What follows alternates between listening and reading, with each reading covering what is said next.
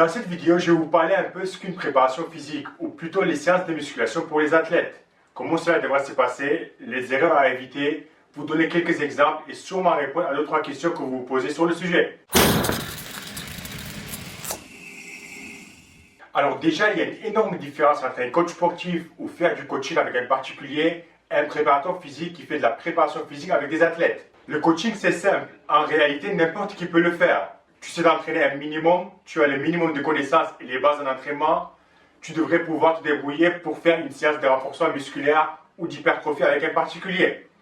Tu ne peux pas vraiment faire mal ton travail, sauf si l'objectif de la personne est très précis ou toi tu es un peu con. Il n'y a pas une énorme différence entre un coach sportif plutôt compétent qui sait plus ou moins ce qu'il fait et un très bon coach sportif. Par contre, entre un très bon préparateur physique et un préparateur physique moyen, là il peut y avoir une grosse différence. C'est beaucoup plus dur de préparer un athlète pour une compétition, un athlète qui a des besoins très spécifiques et s'il n'est pas au top de sa forme ou si sa préparation n'est pas au point, il y aura des conséquences. Tandis qu'avec le coaching, au pire la personne construira un peu moins de muscles à la fin de l'année ou si l'objectif est la perte de poids, elle va soit perdre beaucoup et tout reprendre après si elle ne travaille pas avec un bon coach ou son poids ne va pas trop bouger. Donc il n'y a rien de grave. Bon, la préparation physique. L'objectif numéro 1 devrait être, peu importe l'individu et la discipline, d'éviter les blessures pendant la préparation physique. Tu as un athlète de haut niveau qui participe à une compétition à haut risque. Puis ces entraînements ne sont en général pas faciles. Donc il y a aussi un risque de blessure. Alors si tu blesses ton athlète pendant la préparation physique, il faudra changer de métier. La dernière chose que tu veux pendant une préparation physique, c'est que ton athlète se blesse. Imagine tu as une voiture qui a du mal à passer la 5e.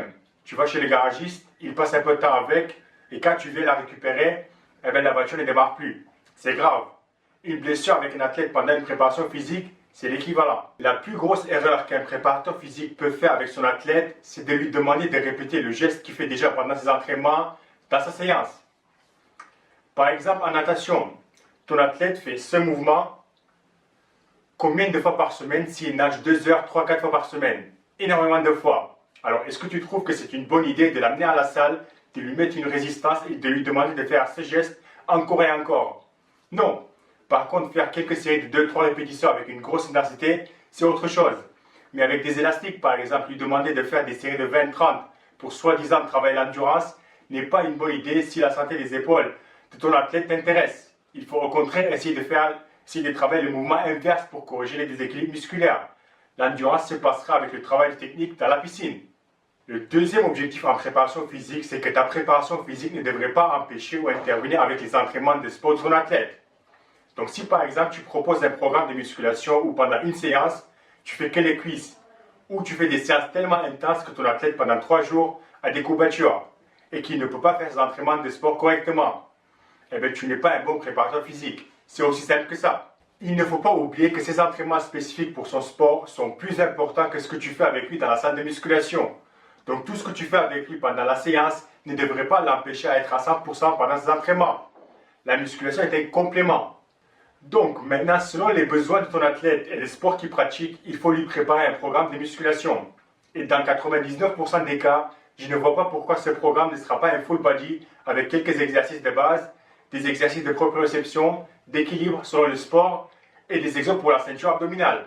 Peu importe le sport que tu pratiques, l'ensemble de tes muscles travaillent en même temps. Que ce soit du boxe, du tennis, du foot, du rugby, il n'y a aucun sport où une partie du corps n'est pas activée et juste certains muscles sont sollicités.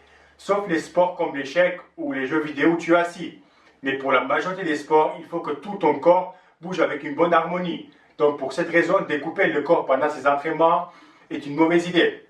Je n'ai pas dit que ça ne pourrait pas se faire intelligemment, mais un full body c'est une valeur sûre.